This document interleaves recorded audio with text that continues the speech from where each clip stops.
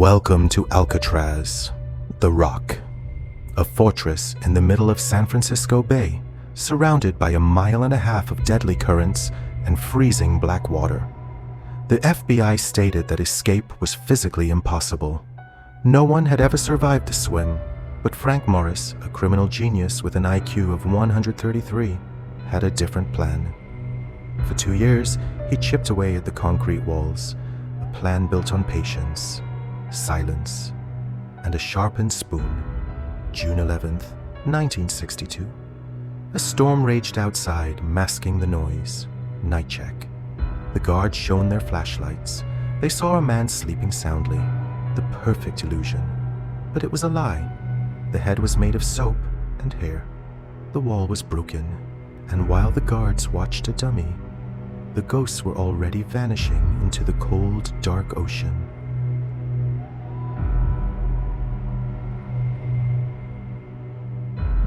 To understand the escape, you must first understand the minds behind it. This wasn't a crime of opportunity. It was an engineering project. The architect was Frank Morris.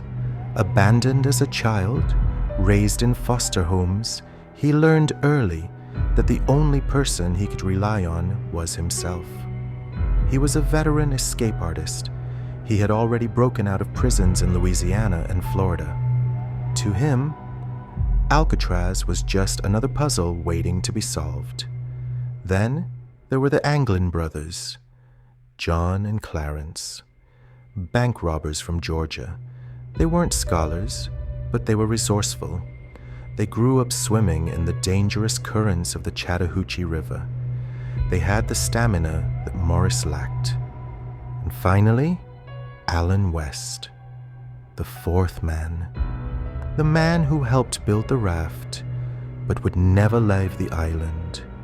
4 men, 4 cells side by side. Block B, the perfect incubator for a conspiracy. Ingenuity born of desperation.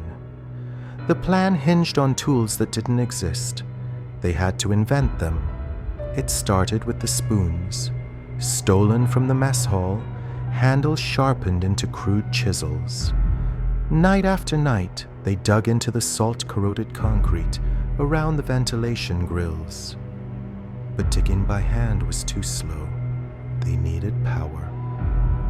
Morris managed to steal a motor from a broken vacuum cleaner.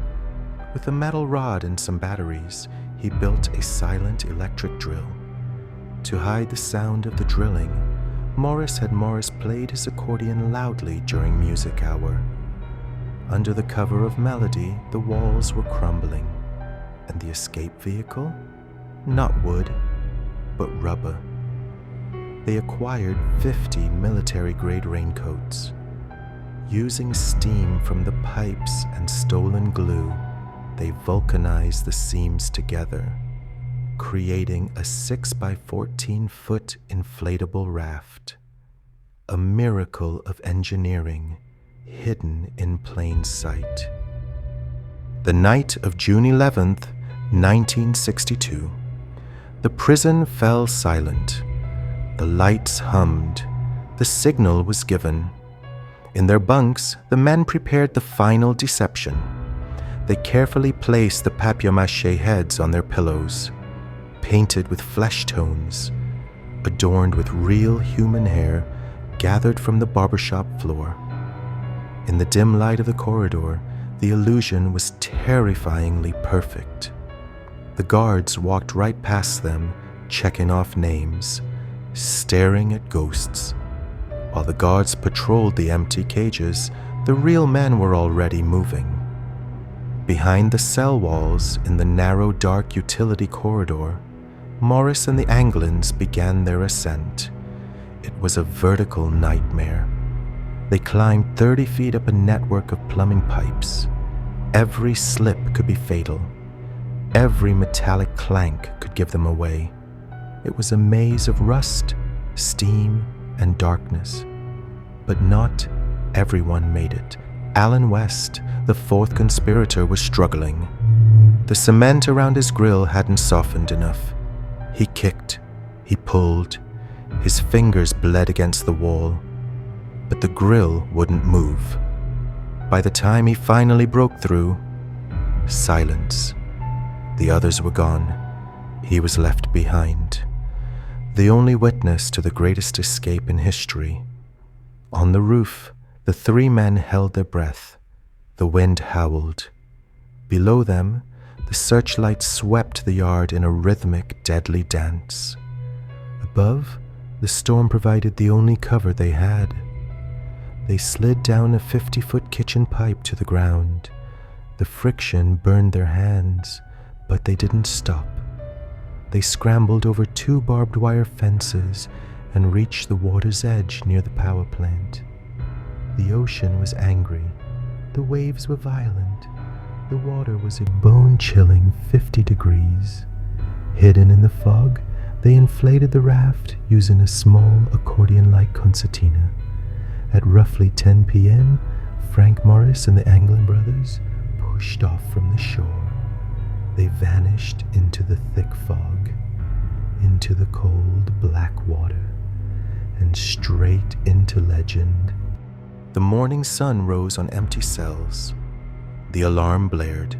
The FBI launched the largest manhunt in American history.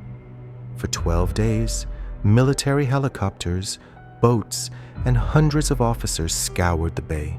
They tore the island apart looking for clues. But the men were gone. Days later, pieces of the puzzle washed ashore. A wooden paddle near Angel Island. A packet of family photos belonging to the Anglins, carefully wrapped in plastic to keep them dry, and shreds of the rubber raft. The FBI wanted to believe they drowned.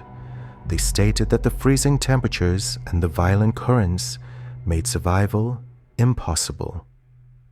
On December 31st, 1979, after 17 years of dead ends, the file was officially closed. But bodies were never found, and the legend refused to die. In 2013, the San Francisco police received a mysterious handwritten letter. It read, "My name is John Anglin. I escaped from Alcatraz in June 1962 with my brother and Frank Morris. I'm 83 years old and in bad shape. I have cancer. Yes, we all made it that night, but barely." Then came the photograph, taken in Brazil, 1975. 2 men standing by a roadside. Facial recognition experts analyzed the image. They concluded it was a 99.9% match for John and Clarence Anglin, living free, living a quiet life in South America. Did Frank Morris beat the impossible, or did the ocean claim them? The rock keeps its secrets, but one thing is certain, they never returned to the cage. Subscribe to the channel. The investigation continues.